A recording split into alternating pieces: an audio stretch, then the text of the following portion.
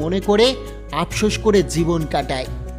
যদি আপনি রাগী ও অহংকারী হন, তাহলে আপনার আর কোনো শত্রুর প্রয়োজন নেই। এই দুটি গুণই যথেষ্ট আপনাকে বরবাদ করার জন্য। যে কাজ করে তোমার সংসার চলে, সেই কাজে কখনোই লজ্জা করো না। জীবনে বড় হতে পারবে। নিজে নিজেই হাসতে শেখো, আর কিভাবে কাঁদতে হয় তা শেখানোর জন্য সমাজের প্রতি পদে পদে মানুষ প্রস্তুত রয়েছে। নারীর ভালোবাসা তো তখনই প্রকাশ পায় যখন একটা পুরুষের কাছে কিছুই দেওয়ার মতো থাকে না। পুরুষের ভালোবাসা তখনই জানা যায় যখন পুরুষের কাছে সব কিছুই থাকে। চোখ খুলে যে ভালোবাসে সে বন্ধু, চোখ বন্ধ না হওয়া পর্যন্ত যে ভালোবাসে সে হলো মা।